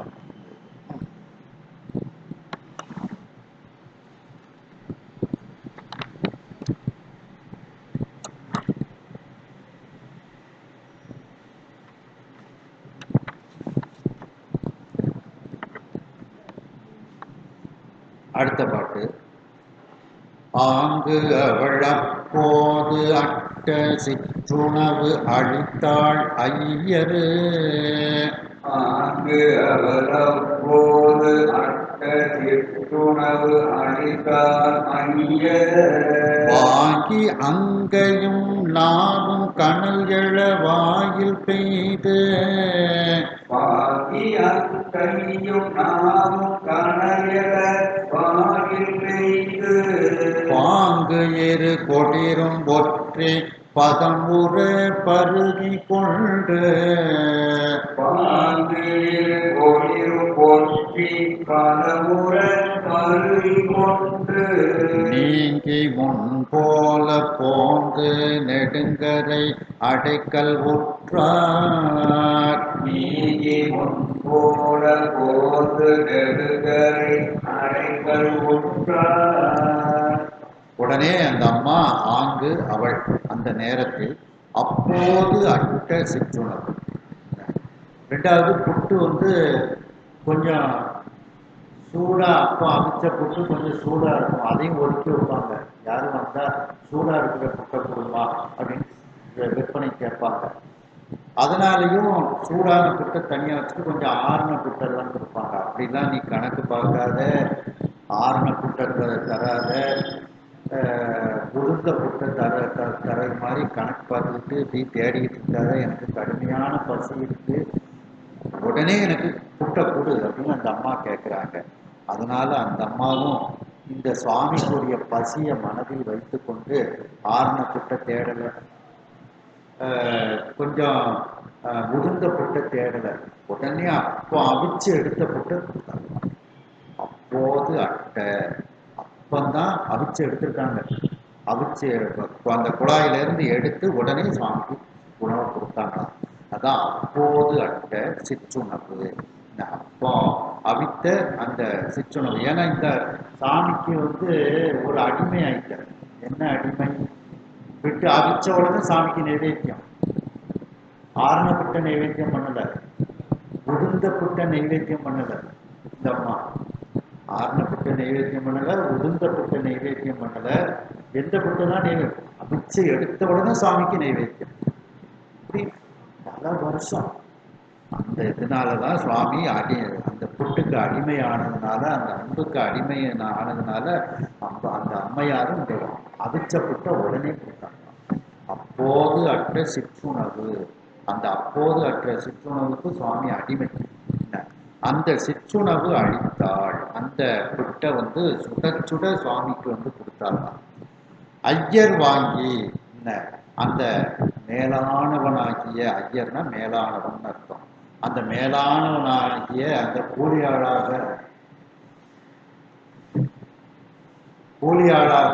வந்த அவர் வாங்கி அந்த பிட்டை வாங்கி கொண்டு அங்கையும் நாவும் கனல் எழ, கையினால புட்டா கையில அப்படியே அந்த ஆவி பறக்குது. அங்கையும் கனல் எழ நாவும் கனல் எழ, வாயில போடுறாரு, வாயிலிருந்து அந்த வெப்பக்காத்து வெளியில வருது. அதான் அங்கையும் நாவும் கனல் எழ. சூடா சாப்பிட்றது அது ஒரு இனிமை தான். ஆற வச்சு சாப்பிட்றது ஒரு இனிமை, சுட சுட சாப்பிட்றது ஒரு இனிமை. அதனால அவருடைய கையிலையும் அந்த பிட்டு, சூடான பிட்டை பிடிச்சு கையில வைக்கிறதுனால நெருப்பு எழுகின்றது. அதை நாக்குல வாய்க்குள்ள போட்ட உடனே அந்த புகையெல்லாம் வெளியில வருது, சூடு போகும். வாயில் பெய்து அந்த பிட்டை தன்னுடைய வாயில் விட்டு பாங்கு இரு கொடிரும் கொச்சு. கொடிரு அப்படின்னா கண்ணங்கள்னு அர்த்தம். உள்ள சூடான புட்டு போனோம்னா தாங்க முடியல, நாக்கு கண்ணம்லாம் தாங்க முடியல. உடனே 2 கண்ணத்தையும் இப்படி ஒத்தி பிடிச்சுக்கிடுதாரு.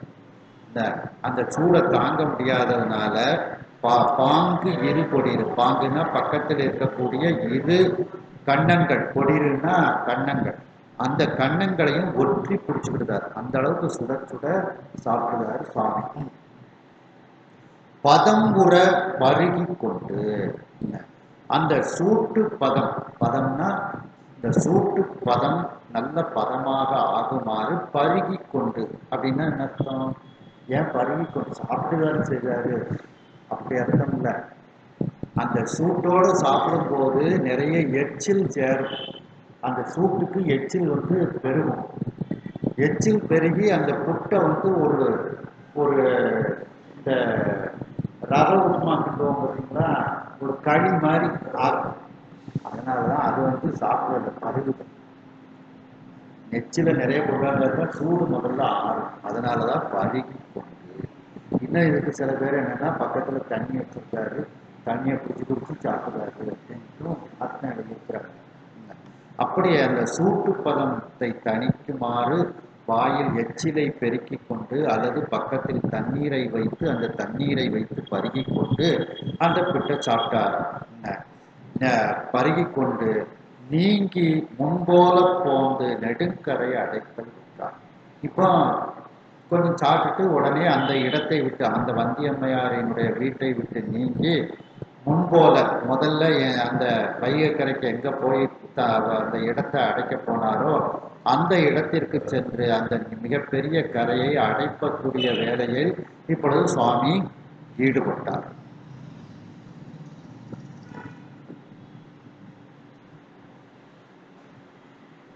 வந்தியம்மையார் முதலில் தனக்கு கூலி வேலை செய்வதற்கு தகுந்த ஆள் கிடைக்கவில்லையே என்று அந்த துன்ப நோயாகிய அந்த வெள்ளத்தில் நீந்தி கொண்டு இருந்தார்கள். அதன் பிறகு கூலியாள் அவர்களுக்கு கிடைத்தவுடன் அந்த இன்ப நீர் வெள்ளத்தில் அவர்கள் ஆழ்ந்து கொண்டு இருந்தார்கள். இதை பிறவிக்கும் கொண்டு செல்லலாம். இதற்கு முன்பு வந்தியம்மையார் அந்த பிறவி பெரும்பிணி என்கின்ற வெள்ளத்தில் நீந்தி கொண்டு இருந்தார்கள். இப்பொழுது அவர்கள் முக்தி பேறு என்கின்ற அந்த இன்ப நீர் வெள்ளத்தில் அவர்கள் மூழ்க இருக்கின்றார்கள். அவருக்கு, அந்த அம்மையாருக்கும் இறைவன் முக்தி பேறு கொடுப்பதற்காக வந்திருக்கின்றார். அப்படிப்பட்ட அந்த அம்மையார் பூணல் உடம்பை உடைய அந்த மிகவும் வயது முதிர்ந்த அந்த அம்மையார் முன்னிலையில் சென்று இறைவன் கூறுகின்றார். அந்த கூலியாளாக வந்த இறைவன் கூறுகின்றார், அம்மையே, உனக்கு அளந்து விட்ட அந்த கோலுக்கு, அந்த அளவுக்கு உட்பட்ட அந்த இடத்தை, இருக்கக்கூடிய அந்த பள்ளங்கள் எல்லாம், அந்த கரைகள் எல்லாம் இப்பொழுது அடைபட்டு கொண்டிருக்கிறது. நான் அந்த வேலையை ஓரளவிற்கு பார்த்து விட்டு வந்திருக்கின்றேன். இன்னும் எனக்கு மிகப்பெரிய கடும் பசி எனக்கு ஏற்பட்டு இருக்கிறது. எனக்கு தாய் போன்று இருக்கக்கூடியவளே, வேகமாக அந்த பிட்டை எனக்கு நீ கொடுப்பாயாக என்றார். இன்னொரு இது என்னன்னா, உடனே அந்த அம்மா பிட்டை கொடுத்தது சீக்கிரம் சாப்பிட்டுட்டு சீக்கிரம் போய் வேலையை பார்க்கட்டும் அப்படிங்கிற அர்த்தத்திலேயே அந்த அம்மா வந்து கொடுத்துருக்காங்க. ஆங்கு உடனே அவள் அந்த வந்தியம்மையார் அப்போது அவித்த அந்த சூடாக ஆவி பறக்கக்கூடிய அந்த சிற்றுணவாகிய அந்த பிட்டை கொடுத்தார்கள் அந்த அம்மையார். அந்த மேலான ஐயராகிய அந்த கூலியாள் அதை வாங்கி கொண்டு அந்த பிட்டை கையில் பிட்டு எடுக்கின்றார். அந்த பிட்டிலிருந்து நெருப்பு சூடு பறக்கின்றது, நெருப்பு எழுகின்றது. அந்த பிட்டை தன்னுடைய நாவில் இடுகின்றார். வாய்க்குள் இருந்து நெருப்பு புகைகள் வெளியே வருகிறது. அந்த அளவுக்கு உடனே அவித்த பிட்டை சாப்பிடுகின்றார். அந்த பிட்டை தன்னுடைய வாயில் விட்டு கொண்டு அந்த பிட்டினுடைய வெப்பத்தின் காரணமாக, சூட்டின் காரணமாக தன்னுடைய இரு பக்கத்திலும் இருக்கக்கூடிய அந்த உள்பக்க கன்னங்களை அப்படியே ஒற்றி பிடித்து கொள்கின்றார் சுவாமி. அந்த பிட்டு மிகவும் பதமாக ஆகுமாறு அவர் எச்சிலை பெருக்கிக் கொண்டு அந்த பிட்டை சாப்பிடுகின்றார். அல்லது பக்கத்தில் தண்ணீரை வைத்து கொண்டு அந்த தண்ணீரையும் குடித்து கொண்டு இறைவன் அந்த பிட்டை சாப்பிடுகின்றார். இப்பொழுது பசி நீங்கி அந்த வந்தியம்மையினுடைய வீட்டை விட்டு நீங்கி முன்போல அந்த எங்கு அந்த கரையை அடைக்க சென்றாரோ அந்த நெடுங்கரையை அடைப்பதற்காக இறைவன் செல்கின்றார். பிட்டுவாய் மிதப்பவும்பார் பெருவலி உடையார் போல, பிட்டுவாய் மிதப்பவும்பார் பெருவலி உடையார் போல, வெட்டுவார் எடுத்த மண்ணை கொண்டு போய் வேற்று பங்கில், வெட்டுவார் எடுத்த மண்ணை கொண்டு போய் வேற்று பங்கில், கொட்டுவார் உடைப்பு மாறும் கொள்கை கண்டு ஆர்த்து தின்தோள், கொட்டுவார் உடைப்பு மாறும் கொள்கை கண்டு ஆர்த்து தின்தோள், தட்டுவார் அயல் நின்றாரை தழுவுவார் கழிப்பு தாங்கி, தட்டுவார் அயல் நின்றாரை தழுவுவார் கழிப்பு தாங்கி, விட்டு வாய் மிதப்ப உண்பார். அந்த இடத்த வந்தியம்மையார் இடத்துல இருந்து இங்க வரைக்கும் வாயில வந்து அந்த பிட்டை வைத்து கொண்டு அப்படியே சாப்பிட்டு கொண்டே சுவாமி வந்தாராம். அதான் பிட்டு வாய் மிதப்ப உண்பார். வாயில நிரப்பி கொண்டு அதை குதப்பிக் கொண்டு உண்டு கொண்டே இருக்கின்றார். பெரு வலி உடையார் போல வெட்டுவார். ரொம்ப மிகப்பெரிய வலிமை உடையவரை போல அந்த மம்பட்டியை எடுத்து மண்வெட்டியை எடுத்து அந்த மண்ணை வெட்டுகின்றார். எடுத்த மண்ணை கொண்டு போய், ஏன்னா சுவாமி லேசா தோணினாலே எல்லா மண்ணும் வந்துடும். ஆனா அப்படி செய்யக்கூடாது. கூலியாள் வேடம் போட்டாச்சு. கூலியாள் வேடம் போட்டது தந்தாப்புல நடிக்கணும். அதனால ரொம்ப அந்த மம்பட்டியை ரொம்ப உயரமா தூக்கி அந்த மண்ணை வெட்டுவது போல, மிகப்பெரிய வலிமையோடு வெட்டுவதை போல அந்த வேலையை செய்தாராம். பெருவலி உடையார் போல வெட்டுவார். அந்த மண்ணை வெட்டுகின்றார். எடுத்த மண்ணை கொண்டு போய் வேற்று பங்கில் கொட்டுவார். அவருக்குன்னு விடுத்த பங்குல எல்லாம் கொட்டணும். அவருக்கு வந்தியம்மாவுக்குன்னு ஒரு அளவு அளந்து கொடுத்துருக்காங்க. அந்த இடத்துல தானே கொட்டி கரையை அடைக்கணும். வேற ஒருத்தருக்கு கொடுத்த இடத்துல போய் அந்த மண்ணை கொட்டணும். சாமி விளையாட்டு. அதான் எடுத்த மண்ணை கொண்டு போய், அந்த கூடையில எடுத்த மண்ணை கொண்டு போய் வேற்று பங்கில், தன் பங்கில் கொட்டாது வேற ஒருத்தருக்கு இருக்கக்கூடிய பங்குல அதை கொட்டுதார். ஏன்னா இந்த இடத்த அடைக்கக்கூடாது. அடைக்காம இருந்ததுன்னு அரசன் தண்டனை கொடுப்பான். அதனால அந்த இடத்துல கொட்டாம வேற ஒருத்தருக்கு அளந்து விடப்பட்ட பங்கில் அந்த மண்ணை கொட்டுவார். உடனே அந்த அவர் பங்குல இருக்கக்கூடிய உடைப்பு வந்து அந்த கரை உடைப்பு அது நின்றும் அடைஞ்சிடும். அடைஞ்ச உடனே ஆகா கரை நல்லா அடைச்சாச்சு, இந்த கரையை அடைச்சிட்டோம் அப்படின்னுட்டு ஆரவாரத்தோடு குளிக்க ஆரம்பிக்கிறார். உடைப்பு மாறும். மாறும்னா அடையும் அப்படின்னு அர்த்தம். உடைப்பு மாறிவிட்டது அப்படின்னா என்ன அர்த்தம்? அடைச்சாச்சுன்னு அர்த்தம். உடைப்பு வந்து அடைச்சாச்சு, இப்போ உடைப்பு மாறும். அப்போ உடைப்பு அடைந்த அந்த ஒரு நிகழ்வை, கொள்கையை கண்டு, அந்த நிகழ்வை கண்டு ஆரவாரத்தோட குடிக்கிறார் சுவாமி. தின்தோள் தட்டுவார். ஆகா, நல்ல இந்த இடத்த அடைச்சிட்டேன், இந்த உடப்பை அடைச்சிட்டேன் அப்படின்ட்டு தன்னுடைய தோள்களை தட்டி கொண்டு ஆரவாரத்தோடு குதிக்கின்றார்.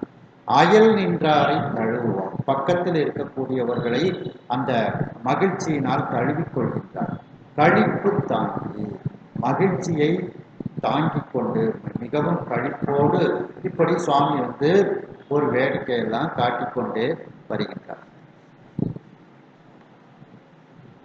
எடுத்த மண் கூடையோடும் இடறி வீழ்வார் போல் ஆற்றின, எடுத்த மண் கூடையோடும் இடறி வீழ்வார் போல் ஆற்றின, மடுத்திட வீழ்வர் நீந்தி வல்லை போய் கூடை தள்ளி, மடுத்திட வீழ்வர் நீந்தி வல்லை போய் கூடை தள்ளி, எடுத்து அதன் கரை மேல் ஏறி அடித்தடித்து ஈரம் போக்கி, எடுத்ததன் கரை மேல் ஏறி அடித்தடித்து ஈரம் போக்கி, தொடுத்த கட்டு அவிழ் பெர் மீள தொன்னுவர் தொடுவர் மண்ணை, கொடுத்த கருத்து அமைப்பர் நீர தொங்குவர் தொடுவர் மண்ணை, எடுத்த மண் கூடையோடும், அந்த மண் கூடைய தலையில எடுத்து வைக்கிறார். உடனே இடறி வீழ்வார் போல, கால் இடறி கீழே விழுவது போல ஒரு நடிப்பு நடிக்கிறார். போல் அப்படின்னா நடிப்புன்னு அர்த்தம். இடறி சாமியா கீழே இடறி விழுவாரு.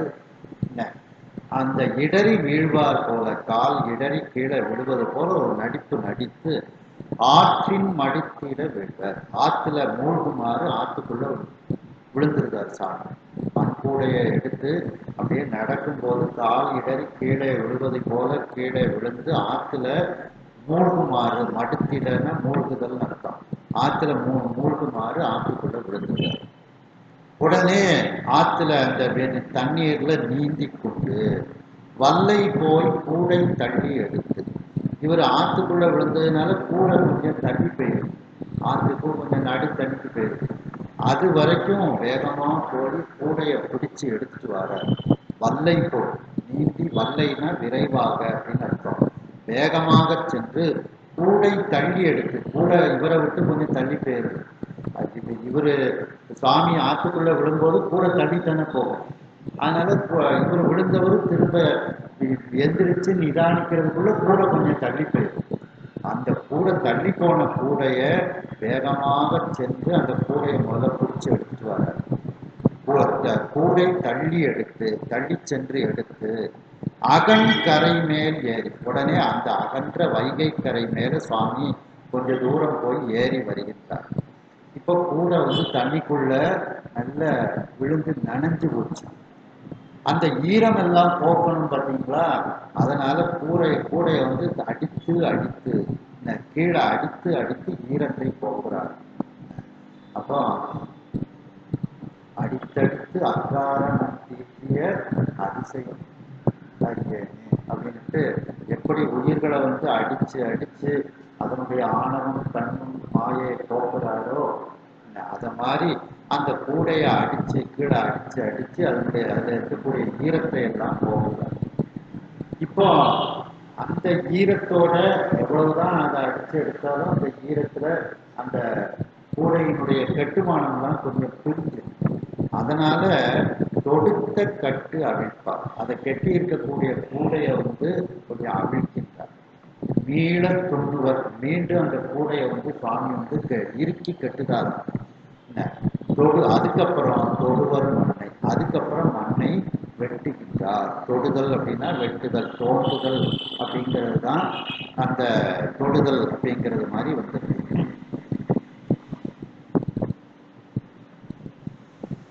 கூலியாளாக வந்த இறைவன் தன் பிட்டை வாய் முழுக்க நிரப்பி வைத்து கொண்டு அதை குதப்பி கொண்டு எச்சிலை வரவழைத்து கொண்டு உண்டு கொண்டு அந்த வேலை நடக்கக்கூடிய இடத்திற்கு வருகின்றார்.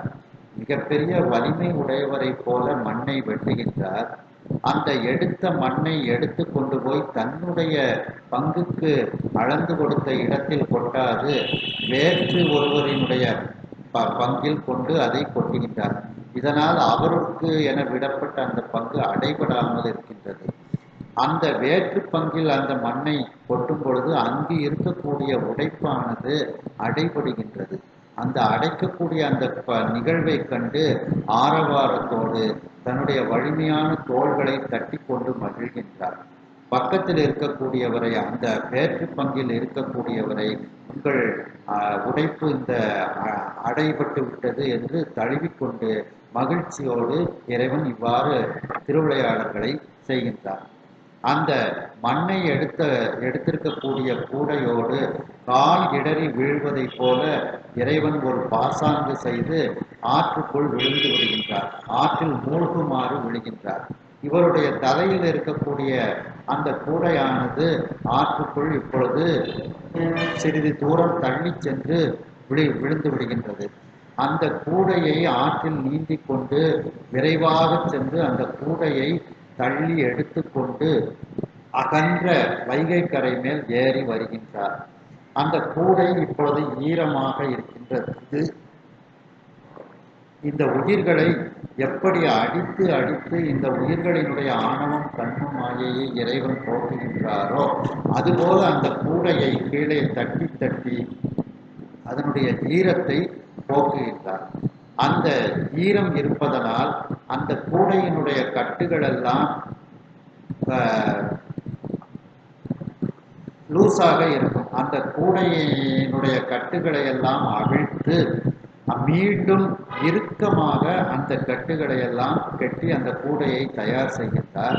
அதன் பிறகு அந்த மண்ணை வெட்டி அந்த கூடையில் இட்டு அவர் அந்த வேலையை இப்பொழுது செய்கின்றார். கொட்டு மண் சுமந்து செல்வர் கூடையை உடைப்பில் வீழ, கொட்டு மண் சுமந்து செல்வர் கூடையை உடைப்பில் வீழ, தட்டுவர் எடுப்பார் போல தாவி வீழ்ந்து அலையில் ஓட, தட்டுவர் எடுப்பார் போல தாவி வீழ்ந்து அலையில் ஓட, விட்டு ஒரு மரத்தை பற்றி மிதப்பத்தின் கரையில் ஏற, விட்டு ஒரு மரத்தை பற்றி மிதப்பத்தின் கரையில் ஏற, முட்டுவர் சுழியில் ஆழ்வர் சென்று முளைப்பர் மீழ்வர், முட்டுவர் சுழியில் ஆழ்வர் சென்று முளைப்பர் மீழ்வர், பொட்டு மண் சுமந்து செல்வர்.